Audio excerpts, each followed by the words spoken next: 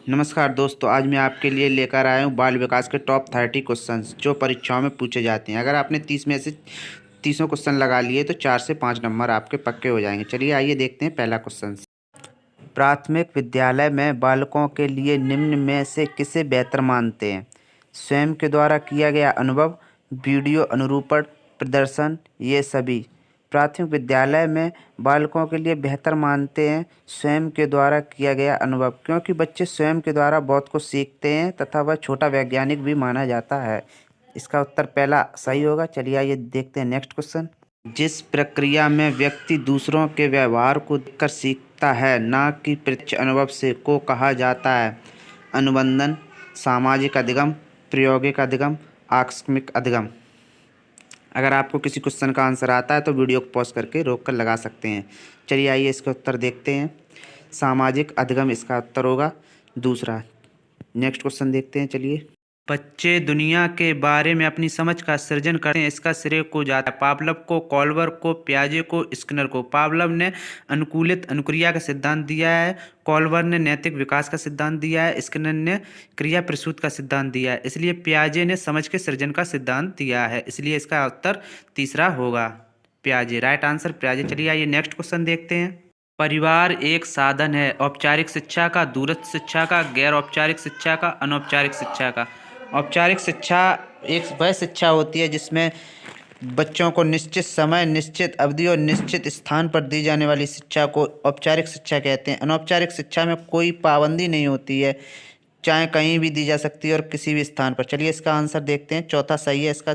चलिए आइए next question देखते हैं। शिक्षक विद्यार्थियों में सामाजिक मूल्यों को विकसित कर सकता है महान व्यक्तियों के बारे में बोलकर, अनुशासन की अनुभूति को विकसित कर कर, आदर्श रूप से बर्ताव कर कर, उन्हें अच्छी कहानियां सुनाकर।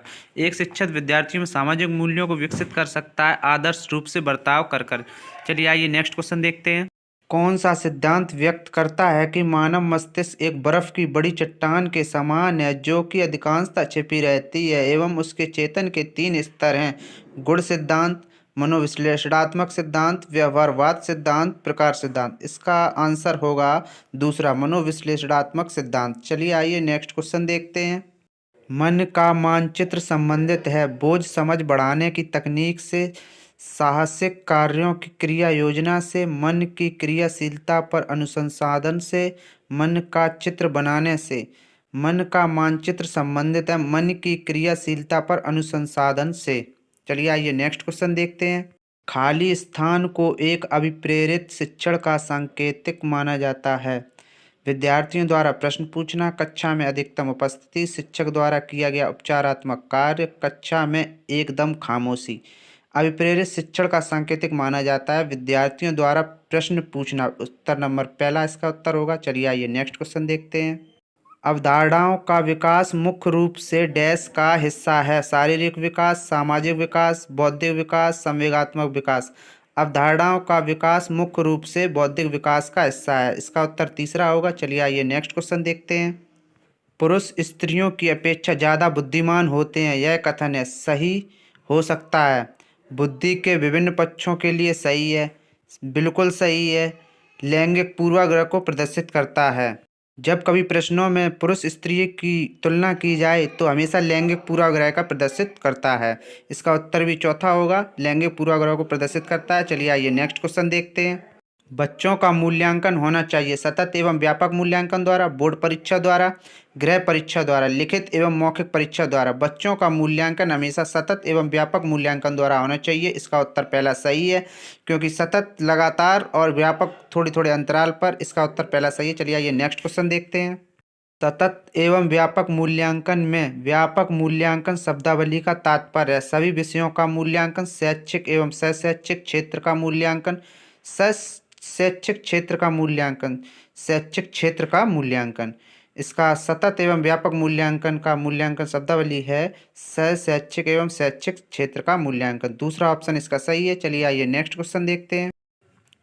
कक्षा में जो विद्यार्थी प्रश्न पूछते हैं उन्हें कक्षा के बाद शिक्षा में मिलने की सलाह दी जाए। कक्षा चर्चा में भाग लेने के लिए प्रोत्साहन किया जाना चाहिए। लगातार प्रश्न पूछने के लिए प्रोत्साहन करना चाहिए। स्वतंत्र रूप से उत्तर ढूंढने के लिए प्रोत्साहन करना चाहिए। कक्षा में जो विद्यार्थी प्रश्न पूछते हैं उन्हें कक्षा चर्चा में भाग लेने के लिए प्रोत्साहन करना चाहिए। इसका ऑप्शन दूसरा है। चलिए आइए नेक्स्ट क्वेश्चन देखते हैं। कक्षा में विद्यार्थियों की रुचि बनाए रखने के लिए एक चित श्याम करना, चर्चा करना, कहानी कहना, प्रश्न पूछना। विद्यार्थियों की रुचि बनाए रखने के लिए शिक्षक को प्रश्न पूछते रहना चाहिए। इसका ऑप्शन चौथा सही है। चलिए आइए नेक्स्ट क्वेश्चन देखते हैं। दबाव को कम करने एवं परीक्षार्थियों में सफलता के लिए आवश्यक है। विद्यालय शिक्षा के विभिन्न चरणों में परीक्षा का आयोजन, वार्षिक एवं अर्धवार्षिक परीक्षाएं, कम अवधि की परीक्षा में अंतरण, विभिन्न प्रवेश परीक्षाओं के लिए विभिन्न एजेंसियों की स्थापना। दबाव को कम करने के लिए परीक्षार्थियों में सफलता पाने के लिए कम अवधि की परीक्षा में अंतरण। इसका ऑप्शन तीसरा सही है। चलिए आइए नेक्स्ट क्वेश्चन देखते हैं। एक शिक्षक प्रश्न पत्र बनाने के बाद यह जांच करता है कि क्या प्रश्न परीक्षण के विशिष्ट उद्देश्यों की परीक्षा ले रहे हैं। वह मुख्य रूप से प्रश्न पत्र के डैश के बारे में चिंतित है। वैधता, प्रश्नों के प्रकार, विश्वसनीयता, संपूर्ण विषय वस्तु को शामिल करने के लिए। वह मुख्य रूप से प्रश्नों की विषय वस्तु को शामिल करने के लिए। इसका ऑप्शन चौथा सही है। चलिए आइए नेक्स्ट क्वेश्चन देखते हैं। वाइगोत्स्की बच्चों को सीखने में निम्नलिखित में से किस कारक की महत्वपूर्ण भूमिका पर बल देते हैं। आनुवंशिक, सामाजिक, नैतिक, शारीरिक। वाइगोत्स्की बच्चों की सामाजिक भूमिका पर बल देते हैं, इसलिए इसका उत्तर दूसरा सही होगा। चलिए आइए नेक्स्ट क्वेश्चन देखते हैं। राज्य स्तर की एक एकल गायन प्रतियोगिता के लिए विद्यार्थियों को तैयार करते समय एक विद्यालय लड़कियों को वरीयता देता है। यह दर्शाता है लैंगिक पूर्वाग्रह को, वैश्विक प्रवृत्तियाँ को, प्रयोजनात्मक उपागम को, प्रगतिशील चिंतन को। जब भी लड़का लड़की की तुलना की जाए तो लैंगिक पूर्वाग्रह होता है, इसलिए इसका उत्तर पहला सही होगा। चलिए आइए नेक्स्ट क्वेश्चन देखते हैं। जब बच्चा फेल होता है तो इसका तात्पर्य है बच्चा पढ़ाई के लिए योग्य नहीं है, बच्चे ने उत्तरों को सही तरीके से याद नहीं किया है, व्यवस्था फेल हुई है, बच्चे को प्राइवेट ट्यूशन लेनी चाहिए। जब बच्चा फेल होता है तो इसका तात्पर्य है व्यवस्था फेल हुई है। इसका आंसर तीसरा है। चलिए आइए नेक्स्ट क्वेश्चन देखते हैं। निम्नलिखित में से कौन सा वस्तुनिष्ठ प्रश्न है। वस्तुनिष्ठ प्रश्न वह प्रश्न होते हैं जिसका आंसर निष्पक्ष होते हैं और पहले से अंक निर्धारित होते हैं। निबंधात्मक प्रश्न, सत्य या असत्य प्रश्न, लघु उत्तरात्मक प्रश्न, मुक्त उत्तर वाला प्रश्न। वस्तुनिष्ठ प्रश्न सत्य या असत्य, दूसरा ऑप्शन सही है। चलिए आइए नेक्स्ट क्वेश्चन देखते हैं। रॉबर्ट गैने ने अधिगम की कितनी परिस्थितियां बताई हैं। 8, 7, 5, 6। रॉबर्ट गैने ने अधिगम की 8 सोपानियां बताई हैं, जिसमें से पहली है सिग्नल लर्निंग, दूसरी है एसआर थ्योरी, तीसरी है चेन लर्निंग, चौथी है वर्बल, पांचवी है मल्टीपल, छठवीं है कॉन्सेप्ट लर्निंग, सातवीं है प्रिंसिपल, आठवीं है प्रॉब्लम सॉल्विंग। ये 8 सोपानियां बताई हैं गैनी ने। इसका उत्तर पहला सही है। चलिए आइए नेक्स्ट क्वेश्चन देखते हैं। शिक्षा मनोविज्ञान के अंतर्गत शिक्षा से संबंधित संपूर्ण व्यवहार और व्यक्तित्व आ जाता है। यह परिभाषा किसके द्वारा दी गई है। क्रो एंड क्रो के द्वारा, कोलेस्निक के द्वारा, स्किनर के द्वारा, थॉर्नडाइक के द्वारा। यह परिभाषा स्किनर के द्वारा दी गई है। ऑप्शन तीसरा सही है इसका आंसर। चलिए आइए नेक्स्ट क्वेश्चन देखते हैं। शिक्षा मनोविज्ञान व्यक्तित्व के जन्म से वृद्धावस्था तक सीखने के अनुभवों का वर्णन और व्याख्या करता है। यह कथन है स्किनर का, क्रो का, ब्राउन का, कुप्पू स्वामी का। शिक्षा मनोविज्ञान व्यक्तित्व जन्म से वृद्धावस्था तक के लिए क्रो एंड क्रो ने कहा है। इसका ऑप्शन दूसरा सही है। चलिए आइए नेक्स्ट क्वेश्चन देखते हैं। बालक के शारीरिक वृद्धि व विकास को प्रभावित करते हैं वंशानुक्रम, वातावरण, वंशानुक्रम व वातावरण दोनों, केवल वंशानुक्रम। बालक के शारीरिक वृद्धि व विकास को प्रभावित करते हैं वंशानुक्रम व वातावरण दोनों। बालक को वृद्धि एवं विकास में दोनों ही महत्वपूर्ण होते हैं, इसलिए इसका ऑप्शन तीसरा सही है। चलिए आइए नेक्स्ट क्वेश्चन देखते हैं। किशोरावस्था वह अवस्था है जिसमें बालक परिपक्वता की ओर अग्रसर होता है। यह कथन किसका है। स्टैनली, जरशील्ड, हरलॉक, उपयुक्त में से कोई नहीं। यह कथन उपयुक्त में से कोई नहीं। चौथा ऑप्शन इसका सही है। चलिए आइए नेक्स्ट क्वेश्चन देखते हैं। निम्न में से कौन अधिगम प्रक्रिया का पक्ष नहीं है। उद्देश्य, अभिप्रेरणा, दबाव, पुनर्बलन। अधिगम प्रक्रिया का पक्ष उद्देश्य है, अभिप्रेरणा है, पुनर्बलन भी है, इसलिए दबाव इसका आंसर होगा। तीसरा ऑप्शन सही है। चलिए आइए नेक्स्ट क्वेश्चन देखते हैं।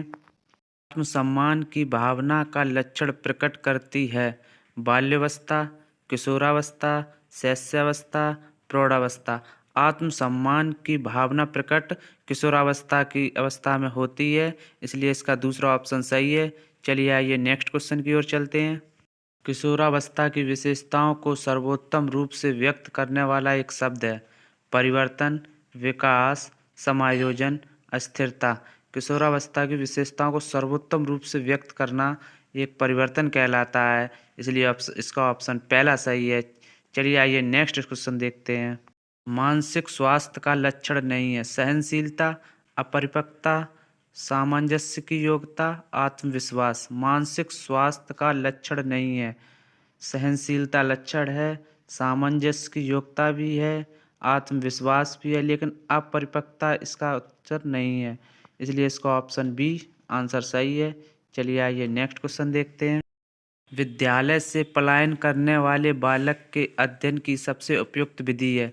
प्रश्नावली विधि, सर्वेक्षण विधि, केस स्टडी विधि, प्रयोगात्मक विधि।